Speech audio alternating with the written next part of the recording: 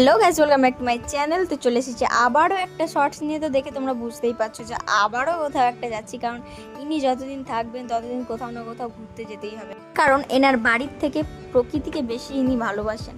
I think ইনি photoshoot করতে বেশি ভালোবাসেন। তো দেখতেই পাচ্ছ সেখানেই গিয়েছিলাম আবার সেই স্টেশনে। সেখানে একটা নতুন রেস্টুরেন্ট খুলেছে, রয়্যাল ক্যাফে। তো সেখানেই গিয়েছিলাম।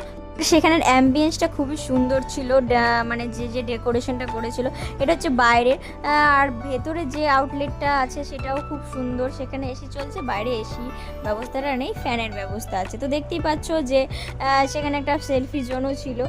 আর এখানে আমরা বসে বসে ওয়েট করছিলাম কখন সিট খালি হবে আর আমরা কখন মানে টেবিলটা পাবো। তারপরে অ্যাটলিস্ট আমরা একটা টেবিল পেয়েছিলাম। আর আমরা অর্ডার অনেক কিছু দিয়েছিলাম, কিন্তু স্টার্টারে ফিশ ফিঙ্গার দিয়েছিলাম। যে ফিশ ফিঙ্গার নামটা অ্যাপ্রোপ্রিয়েট আছে, কিন্তু দাম অনুযায়ী ফিশ ফিঙ্গারের আমার তো ভালো লাগেনি। তো তোমাদের দেখে কেমন লাগলো? এর আগেও আমি অনেক জায়গায় ফিশ ফিঙ্গার খেয়েছি, তার দাম কাম সবই এক রকমের, সবই অ্যাপ্রোপ্রিয়েট ছিল।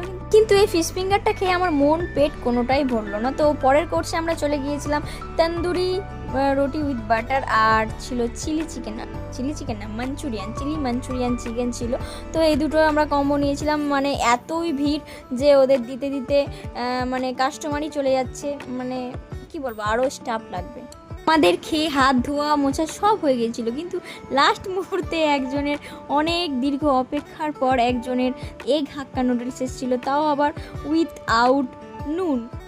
লবণ কম ছিল, মানে ছিলই না লবণ। তো আমাদের খুব একটা ভালোও লাগেনি খেতে। তা ওপরে এসে মানে ওপরে যে কাউন্টারটা এসে এখান থেকে একটা এগরোল পার্সেল নিয়ে নিয়েছিলাম। আর আমাদের বিলটা তো তোমরা দেখতেই পেলে। বিল অনুযায়ী আমার মনে হয় যে আমার পকেটটা এমনিই খালি হলো, কোনো কিছুই হলো না। তো বাড়ি এসে তার পরের দিন খেয়েছিলাম মাটন কষা। আর দেখতেই পাচ্ছ যে মাটন কষাটা, এটা কিন্তু মাটন কষা হবে না, এটা অ্যাকচুয়ালি হবে বিরিয়ানি। দেখতেই পেলে বিরিয়ানির ক্লিপসটা তোমাদের দেখিয়ে দিয়েছি। আর অঝরে বাইরে বৃষ্টি সারাদিন হয়েই যাচ্ছে। তোমাদের ওদিকে কি বন্যা লেগে গিয়েছে? আর আমাদের এদিকে তো বন্যা হব সিমটম দেখাচ্ছে। শ্রাবণ মাসে কি সবুজ চুড়ি পরতেই হয়? যদি তোমরা জেনে থাকো নিচে কমেন্টে জানাও। দেখা হচ্ছে পরের সপ্তাহে। Bye bye.